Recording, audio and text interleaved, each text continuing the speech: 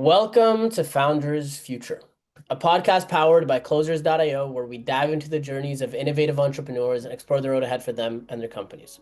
I'm your host, Amar Elm, and in each episode, we uncover the stories behind impactful ventures, the challenges faced along the way, and the strategies driving their future growth. Today, we are absolutely thrilled to be joined by Corey Dissin, your business bodyguard, an energetic business coach, marketing strategist, and founder of the Corey Dissin Companies, renowned for empowering entrepreneurs to go get it in business, branding, and life. Corey, welcome to Founders Future. Well said. I hope I live up to that introduction. I'm sure you will. I'm excited to dive in. I always like to start from the beginning. So take me back to before you started the Corey Dissin Companies. What were you doing beforehand? And then what was really the motivation behind starting the company? Sure. I spent almost 30 years in the broadcast production industry, creating commercials for advertising agencies and direct advertisers all across the country. I ran a big studio in the Philadelphia market, but we did stuff all over the world. And I started that company at the very bottom. And by the time I left in 2020, I was vice president. And being there for, at the time, around 25 years, aside from buying the company, which didn't interest me for a myriad of reasons we don't need to get into today, I knew that was not the place I was going to retire. I wasn't, even though I was making a great living, I made an obscene amount of money. I had every perk you can think of. I can come and go as I pleased. I worked from home before it was a thing. I had it made in the shade, but I just wasn't fulfilled. I always need a mission. I always need to be chasing Oh, something, getting the next big achievement. And between the feeling of unfulfillment, and I have one of my sons, my youngest son at the time was a pretty accomplished high school athlete getting ready to play at the college level and or professional level. And I knew when he left high school that he was not going to be residing in the same state that I lived in. I developed something that I like to coin now called my Shawshank plan. If oh, that's right after the movie The Shawshank Redemption, if you understand the reference, where I could create sort of an escape plan quietly so that I can make a smooth transition away from a company that I was basically born with and grew up with. But what could I take to the next level? And I didn't want to do something that competed with the production company. Everybody said, hey, Core, go be a talent manager, go be an agent, or go run your own production company. The people there I brought in, I hired a lot of them, I trained a lot of them. I didn't want to take food out of their mouths. I didn't want to be that guy. So I said, what can I do that's related to the business, but doesn't compete with the business? oh, I saw at the time there was a need, a niche for teaching actors, voiceover announcers, creative talent how to market themselves. They were very good at their craft, but they didn't know how to get the word out very good because I was the guy they were sending their sample materials to. Hey, please hire me. So I yeah. saw everything that came in. I said, we can do a better job with that. And at the same time, all that was going on, I was observing on LinkedIn certain content creators that were these talking heads pointing their fingers, giving instructions, motivating, and some were doing it in this style, some were doing it in that style. And I said, hey, you know what? I can do that. So you mix all these three things, the feeling of unfulfillment, Yeah. knowing my son is going to be leaving the state I reside in, and I still need the flexibility to be able to follow his career, Mm, and the ability to help a segment of the industry that needs help. Okay. Take got it. all these things. I said, I'm going to start to coach them and teach them how to do it. And I started that around 2018. And by 2020, it grew to such a level that I walked away from the production company cold Wow. because it not only I was equaling the amount of money in my full-time pay, it was exceeding it. So it made Yeah. sense. And since 2020, I've been basically living a life of semi-retirement. Here I am, it's 11 a.m. in the morning on a Wednesday, and I'm sitting here in a t-shirt and gym shorts hanging out talking to you. Yeah. There you I'm go. blessed. I'm lucky, man. Very I lucky. love that. I love that. And I have it on my board. Gratitude is the ultimate state of receivership. Just a daily reminder of always approaching life with a air of gratefulness. Let's fast forward to give the listeners more context into your business today. Who would you say is your ideal customer? Who do you love to work with? And then from there, we can dive into the core offerings. Sure. The prototypical client for me is the solopreneur or the small business owner that is very knowledgeable or proficient or is a superstar in their craft or their service, but they can't translate that into sales. Mm, They have no pipeline, they have no network, they don't know how to cultivate relationships, they don't know how to get their brand out in the world.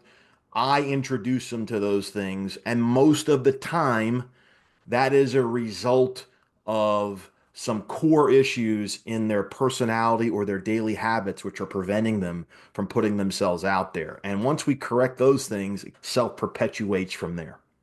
got it. Is there any specific industries that you focus on? The low hanging fruit for me was the voice actor community, the I actor see. community. I have hundreds of those clients under my belt, but it has since branched off Got to it. finance, insurance, restaurant owners, sales trainers, et cetera, et cetera, et cetera. Other coaches are coming to me to teach them how to get themselves out there. I'd like to think I do a pretty good job of getting my name and my face out there, and I'm always sharing client wins and stories of results and testimonials. So a lot of my clients do the selling for me anymore. So the clients appear, thank goodness, organically. Yeah, I love that. Let's dive into the different or the core offering. What does it actually look like to work with you? First, you need to give me your firstborn child. No, I'm kidding. Now, to work with me, it's a minimum 3 month commitment. I tell everybody, you spend all this time getting into this mess. I need at least 90 days to get you out of it, or at Nice. least to begin to get you out of it, to give you the tools to get you out of it. And engaging with me is usually either a couple of phone calls or Zoom calls a month, every other week, 20 to 30 minutes at a clip, to where I'm either giving some sort of instruction or tutorial. If it's learning how to market themselves online, for example, click here, type this there, do this 6 times, whatever it is. There's homework I give out. We check on homework. We examine analytics. We talk about anecdotal evidence about doing certain tasks. And there's always time for clients to ask me questions that are topical that they bump into whatever. Hey, how do I handle XYZ?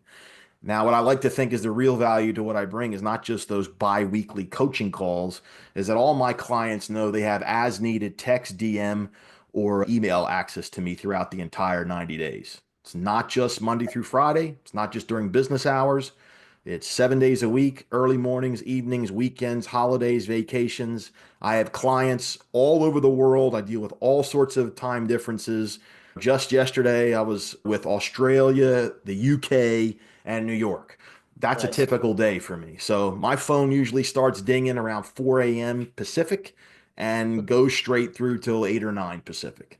Okay. Okay. Powerful. So they got the biweekly calls. They also have the 24/7 DM support. Is there like a coach or a course that they go through or anything like that? Or is it just the coaching? I have no Corey Dissin playbook per Got se. it. I don't open up the book at page one and go, okay, here we are. Let's start here. Everyone's starting point is different. Everyone's strength or weaknesses are different, and everyone's pace of learning is different. Mm, So, as part of my job is to get to learn the crust of that person on the other end of the phone or the screen on the Zoom call and figure out what makes them tick, examine where they're lacking, and then play on their strengths to make them constantly take action and make progress. We don't deal a lot with emotion. I don't care how got it. you feel. Don't tell me how you feel. Tell me what you got done. Got it. I like that. So you've got the calls with you, the one-on-one. You also mentioned you're semi-retired right now.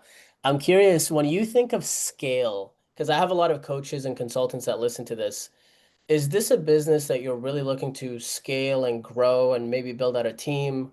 Or what's the idea there for you when you think of the future? So I will tell you what my end game is different than many others, and I'm totally fine telling you why. The short answer to your question is it can totally be scaled. I can do a Kajabi course where I have modules built and be selling it in the background. I could take on more clients. I really, if I'm lucky, I work 3, 4 hours, 3, 4 days a week. It's Mm, just ridiculous. I'm very fortunate. For me, what I chase and what I hold on to and the currency that has the highest value to me is something called QTL. Do you know what QTL is? So I get I to would, coach you today. I'm going to tell you what what is that is. it? Quality time something? I'm just guessing. Exactly. Quality time left. Quality Okay. time left. Got it. That is what means the most to me. You got to remember, I started in this business, being a professional in the marketing advertising space, and I'm 19 years old. I'm in my 50s now. Okay. If I was a cop, I'd have a gold watch and a pension. Yeah. But that's not for me. What is for me is waking up every morning and having that cup of coffee with my wife, being Mm, able to have a sit down meal with her every day, being able to pick up and fly, see either one of my children whenever I want. That is what is important to me. Look, I sold the big house. I had it. I sold it. I had the Mercedes. I sold it. I had the Harley Davidson. I sold it. I had the 28-foot RV. I got rid of it. I downsized all that stuff because as long as I'm got food in the fridge, the rent's paid, and there's gas in the car, I'm good. I like that. I'm good.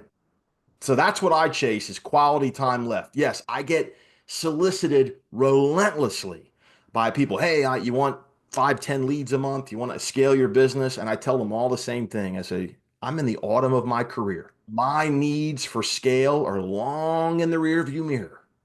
Fair. And thank goodness I have created a steady pipeline of clients that allow me to schedule my work around my life and not Mm. the other way around. That is so powerful. I'd love to give the listeners more insight into how you created that steady flow of clients. So essentially, what your customer acquisition looks like, what your lead gen looks like, because I have a lot of coaches and consultants that listen to this, like I said, and I think what you're describing is a lot of the people that are listening in terms of how they want to structure their life. So talk to me about how you make sure the pipeline is full and that you're not in a feast or famine cycle. Awesome question. And it harkens back to what I mentioned something earlier in the conversation. Remember how I mentioned the word Shawshank? Yep. Okay. In the Shawshank Redemption, Andy Dufresne had to chip away at that wall for 17 years. Wow. Yeah. Okay. 17 years. I share that with you because it took a lot of small actions done ridiculously well for a sustained period of time to be successful. That is what I did. Now, while I was not taking a rock hammer to a prison cell wall, I was locking myself in my office early on and making 20 friends on Facebook every day, connecting with 20 people on LinkedIn every day, sending out 150 emails a day, sending out 10 DMs a day. And I've done that so many times for so long that I've created a massive, relevant, engaged network. I don't just have a large number. I'm not Gary Vee. I don't have millions of followers, and that's okay. I got tens of thousands, Mm, but I get high engagement. I get a lot of back and forth, a lot of dialogue, and I spent so much time investing in my network. There's mm, the old expression, there's only one letter between networking and not working. And it's because of that and the system that I've built, even though I'm not with clients every day, I do spend every day networking somehow, mm, every day, posting content, commenting, DMing, emailing, et cetera, et cetera. I'm always doing that at all hours of the day, unsolicited, meaning I have clients that I used to work with, or that people that aren't my clients that I'm communicating with, and I share a tip or I answer a question to create that value, to create mm. that line behind the velvet rope. And because I don't worry about a shiny object, a fancy CRM, which by the way stands for, come on, really, man? That's what a CRM is. Because I operate, Don't hate. I love CRMs, but no, I like that a lot. you want to see my CRM? I'm going to show you right now. See that? Pen and pad. 10 cents, brother. I 10 like that. cents. That's my CRM. I can go on and on, but the point is, it's the small actions, the consistency over time Mhm. yielding results. I love that so much. Let's get a little bit practical. So, couple or two questions here. Which platform have you found to be the most effective to find your ICP? And what are some best practices that you can share to the audience when it comes to the types of content they should be posting, how they should be networking effectively online, that kind of stuff? The undisputed heavyweight champion of social media platforms in the business to business world is LinkedIn. Oh, I thought you were gonna say Facebook. No. Okay. LinkedIn is by far, I tell people, if you don't want to make money, don't go on LinkedIn. LinkedIn is a cash machine if you operate it correctly. That being said, most entrepreneurs don't understand the difference between being on LinkedIn and operating it effectively. That's one of the things I teach, by the way. So I drink the LinkedIn Kool-Aid. It's a big deal to me. As far as best practices on there, I would tell you this without giving away too much of the milk without buying the cow. A lot of people say you have to act differently on LinkedIn. LinkedIn is the business social media platform. That's BS. Be yourself, be authentic, act like you would if you were going to a sort of traditional in-person networking event at the big Hmm, hotel ballroom where you cool. walk in and they put the sticker on your chest. Hello, my name is Corey. You see the tables with the tablecloths and the bar and the punch bowl and the band playing and all the little stand-ups with the exhibit. You wouldn't walk in there and shake hands with everybody and immediately say, "Hi, my name is Corey. I'm a coach. Will you hire me?" That's how people act on LinkedIn. That's very true. So what I'm telling you is be human. You can LinkedIn, despite what most people say, is a place where human nature thrives. Mm, Be yourself, conduct yourself like you would in an in-person situation, meaning get that virtual eye contact with someone, take them off there, be on a Zoom. When you send DMs, be personable. Don't pitch slap out of the gates. Create a little rapport. It's a long game. It's chess. You got to be willing to plant the seeds and let things germinate. It's a lot. I could mm. go on and on. Like I said, I teach people, sometimes it takes 6, 9, 12 months to get people truly humping on LinkedIn. 100%, because it's the consistency every single day you're chipping away at it. With on that note, what is the best way for people to reach out to work with you? Oh man, I would tell you this. Obviously, CoreyDissin.com, CoreyDissin.com. All of my social platforms are there. You can order my book right from there. But I tell everybody, if you Google Corey Dissin and you can't find me, I must not be that good of a marketing guy. There's dozens and dozens of pages when you Google my name. I'm an easy guy to find. So yeah, CoreyDissin.com. I'm obviously big on LinkedIn, Facebook, X, and Instagram. But just jump to my website. Pretty simple. Awesome. Any final words to aspiring coaches out there? I would tell you stop telling people how good you think you are. Tell them less about what you do and more about who you are. Mm, What makes you different? You know, mm. talk about your background, have an opinion on something, take a stand, take the road less traveled. Don't be like everybody else, even at the risk of losing followers over it. Everyone's afraid. Oh, I don't want to offend anybody. They're trying to please everybody, and this person will block me or this person will unfollow me. Don't be afraid to make that mess Yeah, because ultimately what you're doing is you're creating both a repellent but also a magnet. There are going to be people that like, oh my God, he's saying exactly what I wish I could say. And yeah, they're going to gravitate towards you. They're going to follow you. They're going to engage with your content. And eventually, some of those people are going to bubble up to the surface and say, hey, I think I want to find out what it takes to work with you. I love it. I love it. Corey, thank you so much for your time. Hey, man, thank you for having me. Anytime. Got So it. that wraps up another inspiring episode of Founders Future. To our listeners, if you enjoyed this episode, make sure to go to CoreyDissin.com. That's CoreyDissin.com. And while you're here, subscribe to Founders Future wherever you listen to your favorite podcasts. And if you are a business owner, specifically a coach, consultant, or an agency owner, and you're really looking to scale your business and you want to enhance your sales and marketing efforts, visit closers.io to hop on a call with our team and discover how we went from zero to $30 million in less than 3 years. Until then, keep on climbing.